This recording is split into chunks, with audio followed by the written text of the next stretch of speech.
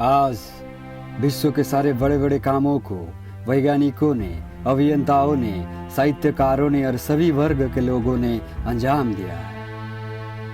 वैज्ञानिकों ने मंगल ग्रह पर जीवन की खोज भी किया और मानव जीवन के बसोबास को भी संभव कर दिया है।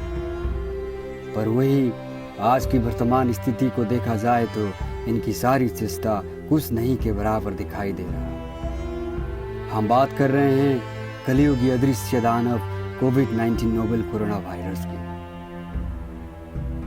कहाँ गया मेडिकल साइंस, कहाँ गया विज्ञान विभाग संस्थाएं, कहाँ गया वायरस रिसर्च और ऑर्गेनाइजेशन, सब धरी की धरी रह गई। तो प्रश्न खड़ा होता है कि हम सुरक्षित हैं? क्या इसके पार जाया जाएगा? तराजू के दोनों पल्लों में रखा जाए विज्ञान और अज्ञात दानव को, तो मनुष्य जीवन किस पल्ले पर होगा, सुरक्षित या संघर्ष? सुरक्षा के लिए कब तक संघर्ष करते रहना पड़ेगा? आखिर कब तक मनुष्य जाति का समस्त विकास होगा? आज दुनिया के अर्थतंत्र पर जिस तरह से अज्ञात दानव का मार पड़ा हुआ है, क्या इनके लिए हमारी मनुष्य जाति जिम्मेवार नहीं है? हमने संभावना को नहीं परखा, हमने इंतजार किया इस महामारी के आने का। न जाने और कितने जीवन को ले जाएगा ये महामारी। इसकी वजह से आज समस्त पृथ्वीवासी कंपित और खौफ में। आज विश्व का कई शक्तिशाली और संपन्न देश इस अज्ञात दानव से बचाव के लिए लगे हुए हैं, लेकिन कोई भी ठोस औषधि का खोज अभी तक सामने नहीं आया है। दावा तो सभी कर रहे हैं, लेकिन जमीनी स्तर पर इसका कोई प्रमाण नहीं है।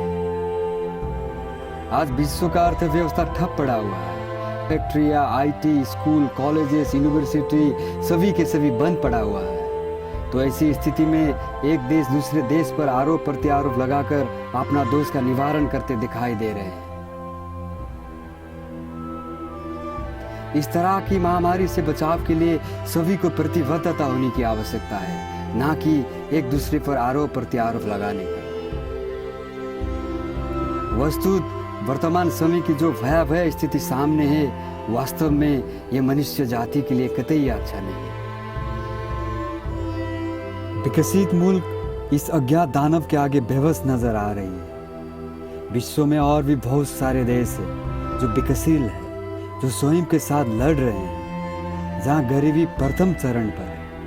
इनको खाने के लिए भी मोहताज होना पड़ता है। तो हम सोच सकते हैं कि इन सभी देशों का क्या स्थिति हुई होगी। इस प्रकार का घटना आज नया नहीं है। इससे पहले भी मनुष्य जाति को झेलना पड़ा है और आगे भी पड़ेगा। लेकिन हम चुप कहाँ रहे हैं? क्या हमने प्रकृति और मानव व्यवहार पर अन्याय तो नहीं किया? क्या हमने जियो और जीने दो के सिद्धांत पर काम किया है?